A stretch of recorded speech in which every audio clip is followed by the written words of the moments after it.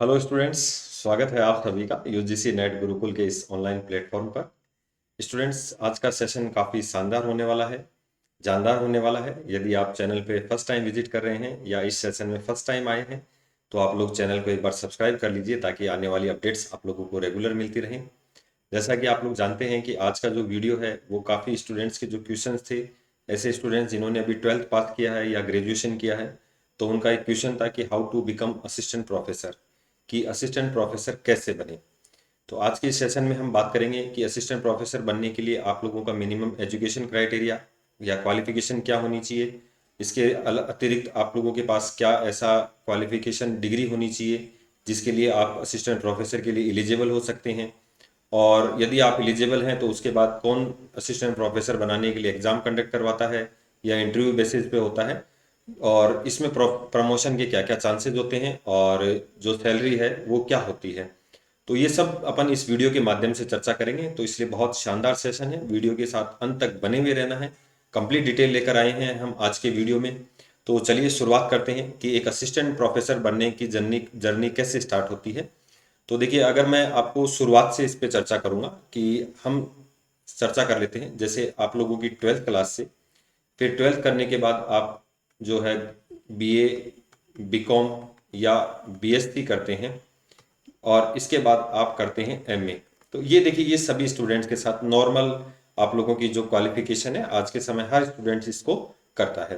तो देखिए, मैं यहाँ पर आपको चर्चा करूँ कि आप 12th में आप लोगों ने कोई भी स्ट्रीम ली हो उससे कोई यहाँ पर इफेक्ट नहीं पड़ेगा। आप 12th में चाहे आपके आर्ट्स हो, चाहे साइंस हो या कॉमर्स हो, आप तीनों ही स्ट्रीम से यहाँ पर पार्टिसिपेट कर सकते हैं। आपने जैसे ही 12th पास की उसके बाद आप लोगों को बीए करना है। ऐसे स्टूडेंट जो 4 ईयर इंटीग्रेटेड में हैं वो स्टूडेंट्स भी यहाँ पर शामिल हैं, तो वो अपने आप को अलग नहीं समझें। आपने बीए किया है, बीकॉम किया है या बीएससी किया है, तो यहाँ तक भी आप लोगों का सबका जो एजुकेशन क्वालिफिकेशन है वो सब बराबर रहेगा। यहाँ पर आपकी परसेंटेज कोई मायने नहीं रखती है, लेकिन आपका नॉलेज यहाँ पर ध्यान रखना बहुत इंपॉर्टेंट है, क्योंकि जब तक आपको सब्जेक्ट का नॉलेज नहीं होगा तो असिस्टेंट प्रोफेसर बनना बहुत मुश्किल काम है। मैं अगर बात करूँ कि यदि आप हमेशा युवाओं के साथ जुड़े हुए रहना चाहते हैं या आप रिसर्च करना चाहते हैं अपने सब्जेक्ट्स को या अपना नॉलेज इतना गेन करना चाहते हैं, तो आप लोगों के लिए असिस्टेंट प्रोफेसर से बढ़कर कोई वैकेंसी नहीं हो सकती। ठीक है, एक आईएएस और एक आरएएस की तुलना में भी मैं यूँ कहूँगा कि बहुत बेहतरीन वैकेंसी है ये। आप अपने जीवन के जो महत्वपूर्ण पल हैं अपने परिवार के साथ जो एंजॉय करना चाहते हैं, समाज के साथ रहना चाहते हैं, या जो सम्मान आप पाना चाहते हैं, वो सब कुछ इस वैकेंसी के अंदर है असिस्टेंट प्रोफेसर की। तो देखिए, अब इसके बाद अपन थोड़ी सी चर्चा करें कि जब आप एमए के अंदर एडमिशन लेते हैं, तो यहाँ पर एमए करते हैं या फिर आप एमएससी करते हैं या एमकॉम करते हैं, तो यहाँ पर आपका एक स्पेसिफिक सब्जेक्ट होता है। आपका स्पेसिफिक सब्जेक्ट होता है, जैसे मान लो आपका सब्जेक्ट पॉलिटिकल है, या मैं कहूँ साइंस है, या मैं कहूँ कॉमर्स है, तो आप लोग कोई भी आपका एक सब्जेक्ट इसमें स्पेशल होगा। जैसे साइंस में अपन बात करें, मैथमेटिक्स है आपका, या बायोलॉजी है, या बायोलॉजी में भी जूलॉजी या बॉटनी है, इधर आर्ट्स में ज्योग्राफी है, या आपका इकोनॉमिक्स है, तो जो भी सब्जेक्ट्स आपका रहेगा, तो यहाँ पर आपको ध्यान रखना है कि आपको मिनिमम 55% आपका जो क्वालिफिकेशन है वो मिनिमम 55% आप लोगों को अचीव करना है, तभी आप आगे जाकर असिस्टेंट प्रोफेसर के लिए एलिजिबल हो पाएंगे। देखिए, अभी तक मैंने क्या कहा, आप अभी तक यहाँ पर असिस्टेंट प्रोफेसर के लिए एलिजिबल नहीं है। तो ये सब कुछ तीनों चीजें मैंने जो है बेसिक बात की। आप अपना जो सपना है वो 12th के बाद क्रिएट कर सकते हैं कि मुझे असिस्टेंट प्रोफेसर बनना है। जैसे आपको डॉक्टर बनना है, इंजीनियर बनना है, या आप लोग यूपीएससी जाना चाहते हैं, या आप स्टेट पीसीएस करना चाहते हैं, तो वैसे ही आपका सपना अगर असिस्टेंट प्रोफेसर का है तो आप 12th के बाद ही इसको डिसाइड कर सकते हैं कि मुझे ग्रेजुएशन में कौन से सब्जेक्ट लेने हैं, पोस्ट ग्रेजुएशन मुझे किससे करनी है, और किस सब्जेक्ट से मुझे असिस्टेंट प्रोफेसर बनना है। चलिए, तो आगे बात करते हैं कि यहाँ तक तो सबके साथ बेसिक है, लेकिन ये बेसिक में सबको ध्यान रखना है कि आप लोगों के मिनिमम 55% मार्क्स होने चाहिए। और यहाँ पर अगर मैं थोड़ी सी चर्चा और करूँ कि जो स्टेट होते हैं उनके अंदर एससी, एसटी और ओबीसी के लिए 5% का आप लोगों को रिलैक्सेशन मिल जाता है। इससे ज़्यादा कोई आपको यहाँ पर रिलैक्सेशन नहीं मिलेगा। अब देखिए, अपन जो क्वालिफिकेशन की बात कर रहे थे कि क्वालिफिकेशन आपने पोस्ट ग्रेजुएशन कर लिया, मास्टर डिग्री कर ली विथ 55% मार्क्स, तो यहाँ पर भी आप क्वालिफाई नहीं माने जाते हैं। इसके बाद देखिए, एक एग्जाम आयोजित होता है यूजीसी द्वारा। यूजीसी एनटीए इस एग्जाम को कंडक्ट करवाता है, यूनिवर्सिटी ग्रांट कमीशन। तो नेशनल टेस्टिंग एजेंसी एक एग्जाम कंडक्ट करवाता है जिसे यूजीसी नेट का एग्जाम कहते हैं, नेशनल एलिजिबिलिटी टेस्ट, राष्ट्रीय पात्रता परीक्षा। तो ऐसे स्टूडेंट्स जो इस एग्जाम को पास करते हैं, जो इसमें क्वालिफाई कर पाते हैं, हर वर्ष साल में 2 बार होता है, 6-6 महीने के बाद। एक तो जून में ये होता है और एक अपन बात करें दिसंबर में ये एग्जाम होता है। तो आप किसी भी एक एग्जाम को आप अपना जो है क्वालिफाई कर लीजिए। इसके बाद आप लोगों के पास नेट का सर्टिफिकेट हो जाएगा और ये नेट का सर्टिफिकेट आपकी शुरुआत है यूजीसी। नेट का जो सर्टिफिकेट है जो यूजीसी द्वारा जारी किया जाता है, ये आपकी शुरुआत है असिस्टेंट प्रोफेसर की जर्नी की। तो ध्यान रखना, काफी इंपॉर्टेंट जो पड़ाव है कि सबसे महत्वपूर्ण, जैसे मान लो आप स्कूल एजुकेशन में टीचर बनना चाहते हैं तो आप बीएड करते हैं, बैचलर ऑफ एजुकेशन, तो यहाँ पर आपको नेशनल एलिजिबिलिटी टेस्ट पास करना पड़ता है असिस्टेंट प्रोफेसर बनने के लिए। तो जैसे ही आपकी ये यहाँ पर नेट क्लियर हो गया तो नेट का जो सर्टिफिकेट है वो लाइफ टाइम वैलिड रहता है। आपको एक बार नेट देने के बाद दोबारा असिस्टेंट प्रोफेसर के लिए ये आवश्यकता नहीं है, तो ये लाइफ टाइम आपका वैलिड रहता है। आजकल यहाँ पर नेट आप क्वालिफाई करते हैं तो आप लोगों के लिए 3 ऑप्शन रहते हैं। जेआरएफ यदि आपने क्वालिफाई किया है, जूनियर रिसर्च फेलोशिप, ये भी काफी इंपॉर्टेंट है। ये हम बात करेंगे जब अपन जो आपने किसी यूनिवर्सिटी में असिस्टेंट प्रोफेसर बनना है तो इसका क्या इंपॉर्टेंस है। एक अपन बात करते हैं जो नेट क्वालिफाई होता है और एक केवल पीएचडी क्वालिफाई होता है। तो केवल पीएचडी क्वालिफाई होता है वो असिस्टेंट प्रोफेसर के लिए एलिजिबल नहीं है। यदि आपका जेआरएफ क्लियर है और यदि आपने नेट क्लियर किया है तो आप असिस्टेंट प्रोफेसर बनने के लिए क्वालिफाई हैं।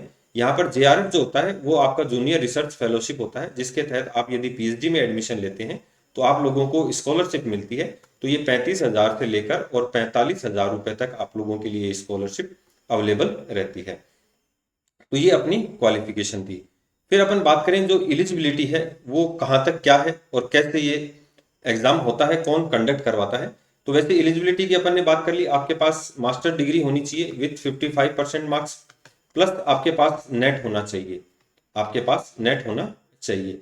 अब मैं एक यहाँ पर आपको और थोड़ी सी एक्स्ट्रा जो जानकारी देता हूँ। एक एग्जाम और होता है पीएचडी का, जिसमें आपके नाम के आगे डॉक्टर लग जाता है और ये आपको काफी बेनिफिट देता है। जब आप यूजीसी जो नेट क्वालिफाई करते हैं उसके साथ साथ यदि आप पीएचडी होते हैं तो एक स्कोर की बात होती है एपीआई। तो आपका जो एकेडमिक परफॉर्मेंस इंडेक्स है, इसको लेकर अपन अभी थोड़ी सी चर्चा करेंगे कि क्या होता है। तो ये एपीआई स्कोर में आप लोगों के लिए काफी बेनिफिट होता है। तो देखिए, अगर आपने पीएचडी किया है तो आप किसी भी यूनिवर्सिटी में असिस्टेंट प्रोफेसर बनने के लिए एलिजिबल माने जाते हैं। नेट के आधार पर बहुत कम चांसेस होते हैं कि आप किसी यूनिवर्सिटी में असिस्टेंट प्रोफेसर बने। अब होता क्या है इसके अंदर कि ये असिस्टेंट प्रोफेसर बनने के लिए अब आप लोगों के पास क्वालिफिकेशन हो गई है, आप एलिजिबल हो गए हैं विथ 55% मार्क्स नेट के साथ। और यदि आपके पास नेट नहीं है तो और पीएचडी है तो भी आप असिस्टेंट प्रोफेसर बनने के लिए आप लोग क्वालिफाई हैं। पीएचडी, अभी ध्यान रखना थोड़ी सी इसमें रूल चेंज हुए हैं, आपकी रेगुलर मोड पर होनी चाहिए, आपका निश्चित टाइम होना चाहिए, 2 एक्सटर्नल द्वारा इसको चेक किया गया हो, आपका वाइवा हुआ हो, आपके रिसर्च पेपर पब्लिश हुए हो टॉपिक के ऊपर, और इसके अतिरिक्त 2 आपने कॉन्फ्रेंस में भाग लिया हो, तो आप लोगों की तभी पीएचडी कंप्लीट मानी जाएगी। अब इसके लिए होता क्या है, देखिए 2 तरीके की यहाँ पर वैकेंसी होती है। एक तो परमानेंट वैकेंसी होती है, यहाँ पर असिस्टेंट प्रोफेसर बनने की एक तो परमानेंट होती है और एक अपन कहीं अस्थायी वैकेंसी भी होती है, जिसे अपन पीरियड बेस्ड कहते हैं, कालांश आधारित, या जिसे अपन जैसे अभी राजस्थान में चल रही है विद्या संबल योजना, या गुजरात मॉडल है, महाराष्ट्र मॉडल है, तो यहाँ पर अस्थायी शिक्षकों की भर्ती भी की जाती है। तो पहले अपन बात करते हैं परमानेंट असिस्टेंट प्रोफेसर बनने के लिए क्या होता है। कि देखिए, किसी भी स्टेट की जो गवर्निंग बॉडी होती है जो भर्ती परीक्षाओं का आयोजन करवाता है, जैसे यूपी पीएससी है या आरपीएससी है, जो लोक सेवा आयोग है राज्य के, वो ज़्यादातर इस एग्जाम को कंडक्ट करवाते हैं, जिसमें आप लोगों के पास एक तो आपका पेपर से संबंधित जो होता है, जो रिटर्न एग्जाम होता है, उसमें एक तो आपका जो ग्रेजुएशन का पेपर होता है उस पर, और एक पेपर आपका जीके जीएस का पेपर होता है। तो ये जो स्टेट गवर्नमेंट है ये इस पेपर को कंडक्ट करवाती है, और इसमें यदि आप लोग पास होते हैं तो इनको यहाँ पर आप लोगों के लिए एक इंटरव्यू का आयोजन होता है, और इंटरव्यू में जो स्टूडेंट्स क्वालिफाई कर पाते हैं उन्हें असिस्टेंट प्रोफेसर की नौकरी मिल जाती है। ध्यान रखना, केवल असिस्टेंट प्रोफेसर, अभी अपन ने प्रमोशन की चर्चा नहीं की है। फिर अपन बात करें कि यदि आपको किसी यूनिवर्सिटी में असिस्टेंट प्रोफेसर बनना है तो देखिए, ज्यादातर यूनिवर्सिटी आपके एपीआई स्कोर के आधार पर आप लोगों को यहाँ पर ज्वाइनिंग दे देती हैं, और कुछ यूनिवर्सिटीज इसके लिए एग्जाम आयोजित करवाते हैं। वो अलग अलग स्टेट यूनिवर्सिटी में अलग अलग रूल्स है, सेंट्रल यूनिवर्सिटी का अलग रूल है, दिल्ली विश्वविद्यालय का अलग रूल्स है। तो यहाँ पर अगर अपन थोड़ी सी चर्चा करें कि किसी यूनिवर्सिटी में अगर आप लोगों को वो बनना है, असिस्टेंट प्रोफेसर बनना है, तो इसके लिए आप लोगों को क्या करना होगा, तो देखिए सबसे पहले तो आप लोगों को एक तो अगर एग्जाम होता है तो उसमें तो कोई समस्या है ही नहीं, वो तो वही रिटर्न टेस्ट होगा जिसमें पेपर फर्स्ट और पेपर सेकंड आपका सब्जेक्ट से संबंधित होता है और पेपर थर्ड या एक पेपर जीके से संबंधित होता है। अगर आपको यूनिवर्सिटी में आपको बनना है तो आपका देखिए एपीआई स्कोर के आधार पर किस आधार पर ये लोग सिलेक्शन करते हैं। देखिए इसमें क्या करते हैं, आपकी 12th, आपका ग्रेजुएशन और आपका पोस्ट ग्रेजुएशन, यहाँ पर आप लोगों की जो मार्क्स हैं उनके अलग अलग जो है परसेंटेज के आधार पर नंबर डिसाइड होते हैं। जैसे मान लो आपके 80% नंबर हैं तो आपको 25 नंबर मिल जाएंगे, आपका 60 to 80% नंबर है तो आपको 20 नंबर मिल जाएंगे, और यदि आपका 60 से कम है तो आपको 15 नंबर यहाँ पर दिए जाएंगे एपीआई स्कोर का। बीए में अगर आपके 80 से अधिक हैं तो यहाँ पर भी वही 25, 60 से 80 हैं तो 20 और 60 से कम है तो 15।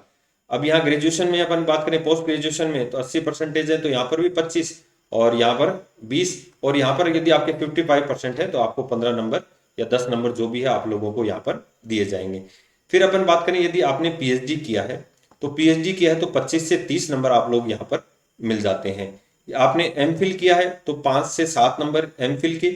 यदि आपने नेट जेआरएफ किया है तो देखिए 7 नंबर हैं, और अगर केवल आप नेट हैं तो आप लोगों के 5 नंबर हैं।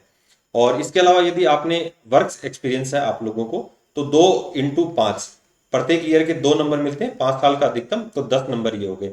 आपने रिसर्च पेपर पब्लिश किए हैं तो 2 रिसर्च पेपर के हिसाब से आपका 10, और आपने कोई बुक पब्लिश की है तो उसके लिए अलग नंबर, और यदि आपने कोई अवार्ड जीता है तो उसके लिए आपको अलग नंबर यहाँ पर दिए जाते हैं। तो इस तरीके से लगभग आपका 100 नंबर का जो है एपीआई स्कोर बनता है। फिर प्लस यदि कुछ यूनिवर्सिटीज आप लोगों के लिए इंटरव्यू कंडक्ट करवाती हैं तो वहां पर आप लोग यहाँ पर इंटरव्यू के माध्यम से आपका सिलेक्शन होता है। तो ये आपका जो एकेडमिक परफॉर्मेंस इंडेक्स होती है वो रिपोर्ट यहाँ पर आप लोगों की देखी जाती है यूनिवर्सिटी में असिस्टेंट प्रोफेसर बनने के लिए। बाकी ज़्यादातर जो असिस्टेंट प्रोफेसर हैं उसमें आप लोगों को एग्जाम क्वालिफाई करना पड़ता है, इंटरव्यू देना पड़ता है और आप ज्वाइनिंग ले सकते हैं। इसके अलावा जो अस्थायी होते हैं उसमें कुछ गवर्नमेंट्स होती हैं वो निश्चित पे स्केल पर अपने टीचर्स को, जो कालांश आधारित होती है 800 रुपए से लेकर 1000 रुपए तक के लिए, इसमें आप लोगों को केवल कालांश आधारित होता है।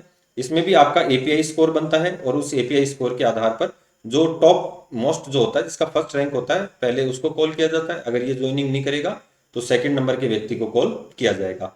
तो इस तरीके से आपको जो अस्थायी जो नौकरी है उसमें दी जाती है।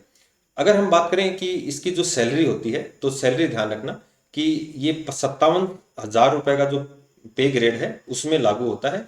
एक जो यूपीएससी का जो अधिकारी होता है उसके समकक्ष ये आप लोगों के लिए वैकेंसी उसमें जो आपका सैलरी होती है वो यहाँ पर दी जाती है।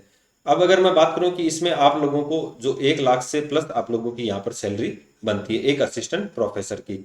अब इसके बाद जो प्रमोशन होते हैं उसके आधार पर भी ये अलग अलग इसमें आप लोगों के लिए रहता है। देखिए आप शुरुआत में जब कहीं भी लगते हैं तो आप असिस्टेंट प्रोफेसर के रूप में लगते हैं, और जब 7-8 साल की आपकी नौकरी हो जाती है, आपका प्रमोशन हो जाता है तो आप एसोसिएट प्रोफेसर हो जाते हैं। और इसके बाद जब आप थोड़ा सा लंबा समय बिताते हैं यूनिवर्सिटी में तो यहाँ पर आप लोग प्रोफेसर के रूप में होते हैं, यानी कि इसमें आप टॉप रैंक पर होते हैं, अपने सब्जेक्ट के ज्ञाता होते हैं। इसमें आपके अंडर में स्टूडेंट्स होते हैं जो पीएचडी कर रहे होंगे, और आपको जो सेमिनार है देश विदेश या आपको किसी प्रोजेक्ट के लिए यहाँ पर शामिल किया जाता है गवर्नमेंट के द्वारा। तो काफ़ी अच्छा स्कोप होता है और काफ़ी 2 लाख प्लस आप लोगों की सैलरी यहाँ पर हो जाती है। तो ये इनका जो है प्रमोशन का आधार रहता है। फिर इसमें जैसे कुलपति बन जाते हैं, कुछ जो रजिस्ट्रार होते हैं या अपन वाइस चांसलर होते हैं, वो यहाँ तक आप लोगों के प्रमोशन रहते हैं। तो इस तरीके से एक असिस्टेंट प्रोफेसर की जो होती है पोस्ट उसकी अपन ने यहाँ पर चर्चा की। अब इसमें बेनिफिट ये है कि आपको मान सम्मान मिलता है, आपको खूब अच्छा समय मिलता है, आप पढ़ने के शौकीन हैं, रिसर्च करने के शौकीन हैं, तो आप लोगों के लिए असिस्टेंट प्रोफेसर मैं कहूँगा एक बेहतरीन जॉब साबित हो सकती है।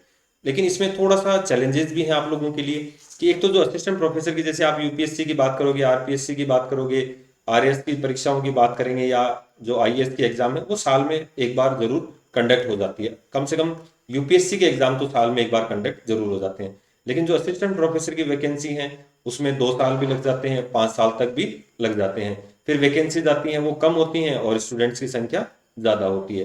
तो यहाँ पर थोड़ा सा बच्चों को बहुत धैर्य बनाए रखना पड़ता है ताकि वो लोग यहाँ पर अपनी जॉब को प्राप्त कर सकें। इसके अतिरिक्त देखो आपको और कोई भी जानकारी चाहिए आप कमेंट के माध्यम से हमें बता सकते हैं। वैसे आज का सेशन काफ़ी इंपॉर्टेंट रहा और यदि आप भी असिस्टेंट प्रोफेसर बनना चाहते हैं तो यूजीसी नेट गुरुकुल और हमारे ऑफिशियल ऐप जेआरएफ अड्डा के साथ जुड़ना ना भूलें, ताकि आप लोगों को आने वाली जो भी अपडेट्स हैं वो मिलती रहें। तो आज के इस सेशन में इतना ही, मिलते हैं नेक्स्ट जानकारी में नेक्स्ट सेशन के साथ। धन्यवाद।